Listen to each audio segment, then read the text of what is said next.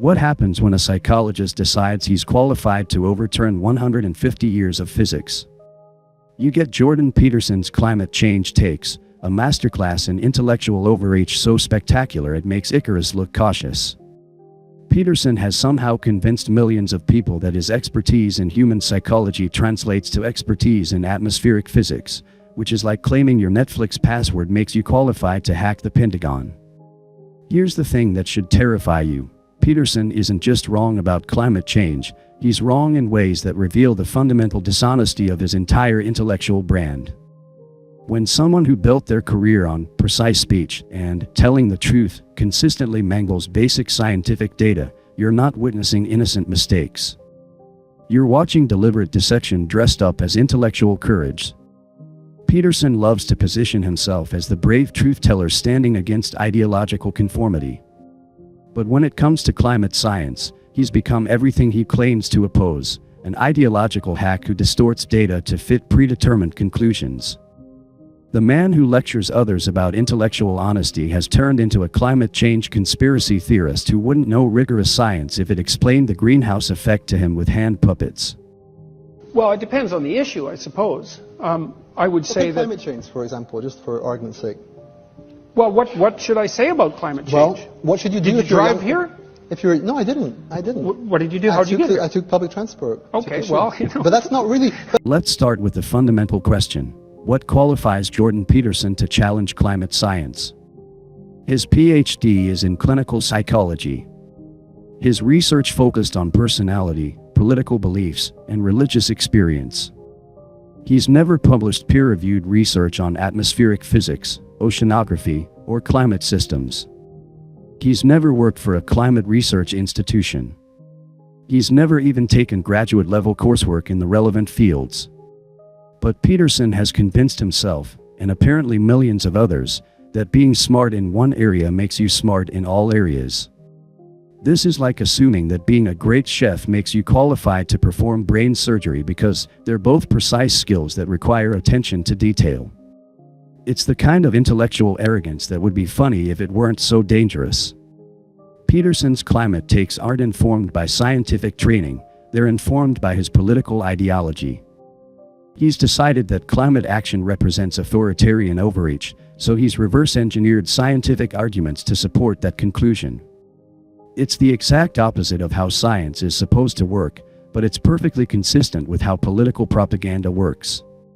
Peterson could actually contribute valuable insights to climate discussions, but about the psychology of climate denial, not the physics of atmospheric science. Instead, he's chosen to become a poster child for the Dunning-Kruger effect, demonstrating how intellectual confidence can be inversely related to actual expertise. Peterson loves to present himself as someone who can assess data, but when you actually check his climate claims, you discover he's about as good at assessing data as a blind person is at assessing colors. Peterson retweeted claims about the staggering cost of green energy transition, citing a $14 trillion figure that supposedly represents money being squandered on climate action. But here's what he didn't tell you. That figure represents investment in clean energy infrastructure, not costs imposed on taxpayers. It's like complaining about the staggering cost of building new hospitals because pharmaceutical companies are investing in medical research. Even more dishonestly, the original source, Bloomberg, shows that most of this investment is coming from Asia, particularly China. So Peterson is essentially complaining that China is investing in their own energy infrastructure.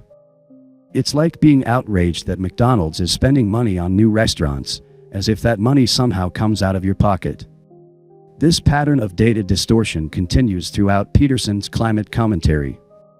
He routinely cites isolated studies or data points that seem to contradict climate science while ignoring the overwhelming body of evidence that supports it. It's like citing one study that claims smoking is healthy while ignoring the thousands of studies that prove it causes cancer. This isn't scientific skepticism, it's motivated reasoning disguised as intellectual rigor. Watch Peterson's climate claims over time and you'll notice something revealing. They change depending on his audience and the specific argument he's making. Sometimes he claims the science is uncertain, sometimes he claims warming is beneficial, sometimes he claims it's not happening at all. This isn't the behavior of someone genuinely grappling with complex science, it's the behavior of someone who's decided on his conclusion and is shopping for supporting evidence. Peterson's climate positions have evolved from legitimate questions about policy to full-blown conspiracy theorizing. He's gone from asking reasonable questions about economic trade-offs to suggesting that climate science is a massive global conspiracy designed to enable authoritarian control. This isn't intellectual evolution, it's intellectual devolution. Peterson apparently believes that thousands of scientists across dozens of countries, competing institutions, and different political systems have all coordinated to fake data about climate change. This conspiracy would require a level of coordination that the UN can't achieve for basic humanitarian aid, but somehow climate scientists have pulled it off perfectly while leaving no evidence of the conspiracy. The irony deepens when you realize Peterson constantly accuses climate scientists of having political agendas while simultaneously promoting things from fossil fuel lobby groups and climate denial organizations. He's like a shoplifter who spends all his time accusing store clerks of being dishonest. The projection is so obvious it's almost therapeutic to watch. Peterson regularly cites experts who agree with his climate skepticism, but these experts are typically economists, engineers, or other professionals with no relevant climate expertise. It's like citing a podiatrist's opinion on brain surgery. Technically they're both doctors, but the expertise doesn't transfer. This authority laundering allows Peterson to claim scientific support for his positions while avoiding actual climate scientists who might challenge his claims. Peterson's climate arguments are a greatest hits collection of logical fallacies. His favorite is the appeal to complexity, where he argues that climate is too complex to understand or predict. But complexity doesn't mean unpredictability. We successfully predict complex systems all the time. Weather forecasting is complex, but it works. Economics is complex, but we can identify trends. The human brain is complex, but Peterson built his career on psychological predictions. Another favorite is the naturalistic fallacy. Peterson often argues that climate has always changed naturally, therefore current changes must be natural.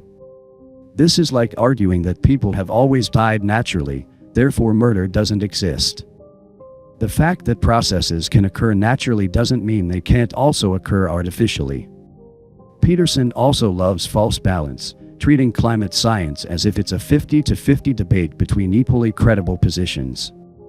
But scientific consensus isn't determined by polling, it's determined by evidence. 97% of climate scientists agree on human-caused warming not because they're all in on a conspiracy, but because the evidence is overwhelming.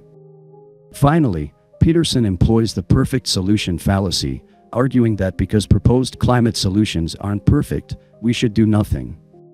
This is like arguing that because seatbelts don't prevent all car deaths, we shouldn't wear seatbelts. Imperfect solutions can still be better than no solutions, but Peterson would rather have his audience do nothing than do something imperfect. Here's what Peterson doesn't want you to realize: climate denial is profitable. Peterson's climate skepticism isn't just intellectually dishonest, it's financially motivated. His audience includes many people who want to hear that climate change isn't real, and Peterson is happy to tell them what they want to hear in exchange for book sales, speaking fees, and Patreon subscriptions. Peterson has discovered that there's a massive market for intellectual-sounding climate denial. People who feel guilty about their carbon footprint or anxious about climate change will pay good money for a smart-sounding person to tell them it's all fake. Peterson has become a climate anxiety dealer, selling relief from environmental guilt to people who want to feel better about doing nothing. Peterson has discovered that there's a massive market for intellectual-sounding climate denial. People who feel guilty about their carbon footprint or anxious about climate change will pay good money for a smart-sounding person to tell them it's all fake. Peterson has become a climate anxiety dealer, selling relief from environmental guilt to people who want to feel better about doing nothing. His climate positions have become increasingly extreme over time, which suggests he's being captured by his audience rather than led by evidence. When your livelihood depends on telling people what they want to hear, you have strong incentives to tell them increasingly outrageous things to keep them engaged.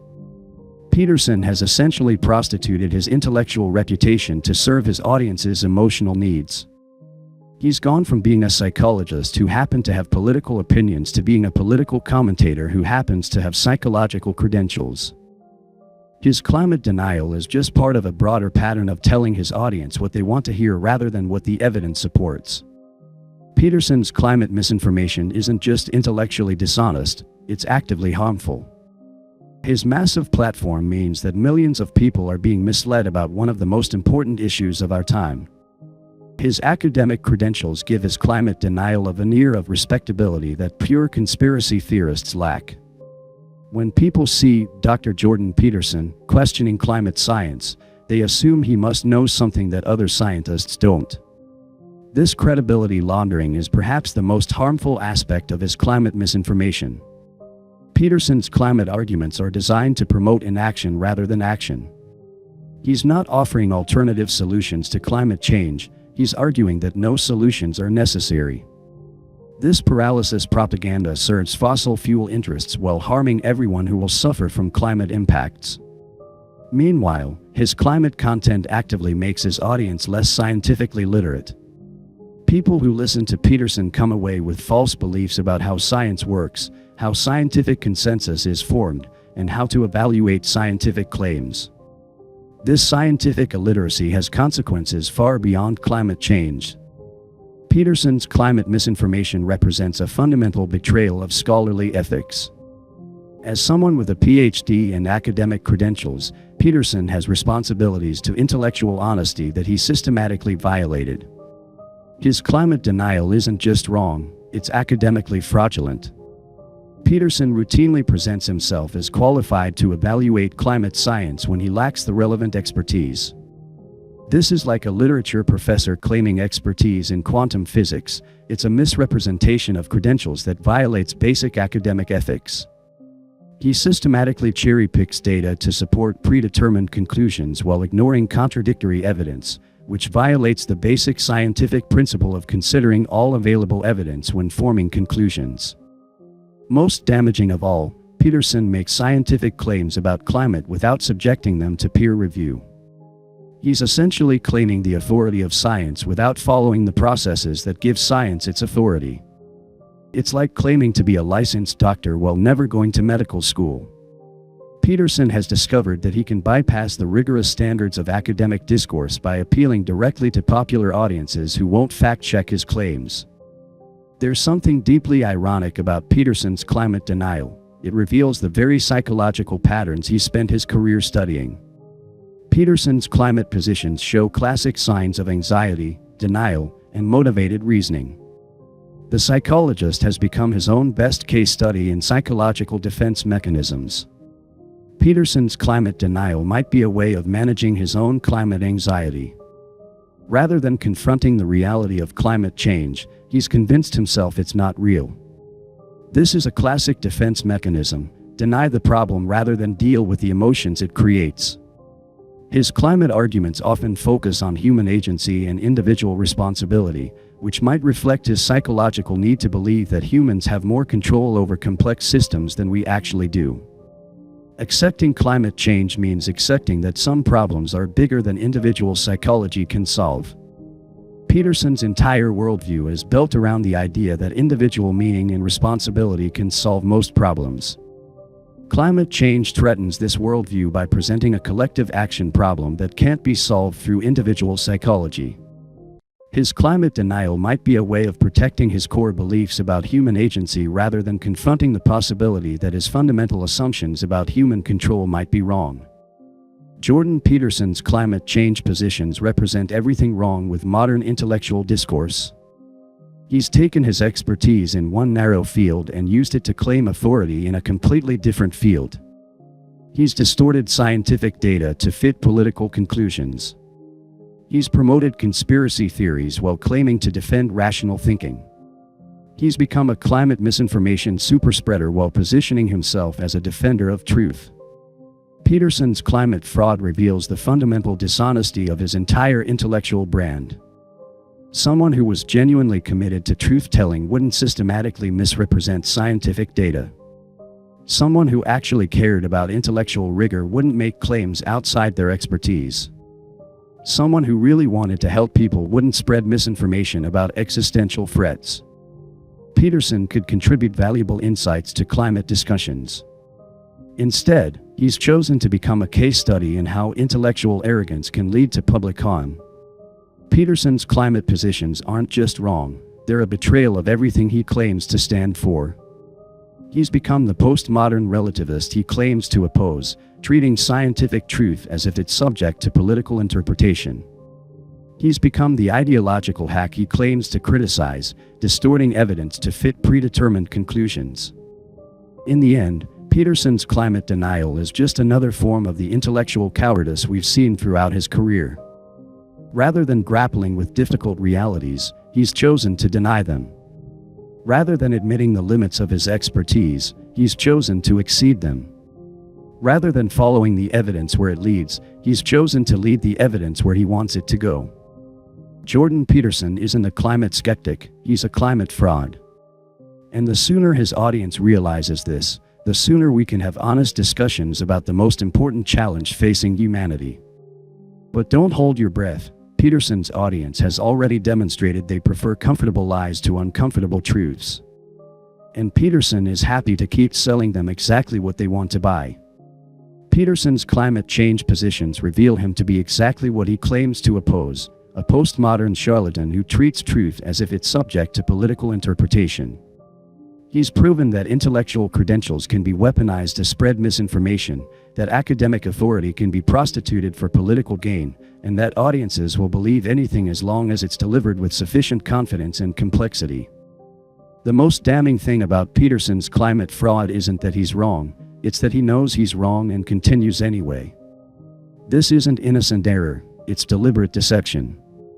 And that tells you everything you need to know about Jordan Peterson's commitment to truth, intellectual honesty, and the well-being of his audience.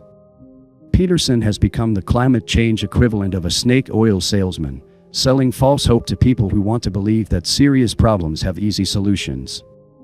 Peterson has proven that advanced degrees are no protection against intellectual dishonesty when the incentives are strong enough. In the end, Peterson's climate positions are just another manifestation of the same intellectual cowardice we've seen throughout his career. He's found a way to sound smart while being wrong, to appear brave while being cowardly, and to seem honest while being deceptive. It's the perfect con for the perfect mark, an audience that mistakes complexity for wisdom and confidence for competence. The climate crisis is real, urgent, and solvable. But not if we keep listening to psychology professors who think they're qualified to overturn physics. Peterson's climate fraud is a reminder that credentials without integrity are just expensive pieces of paper, and that intellectual authority without intellectual honesty is just another form of propaganda. Time to stop falling for the con.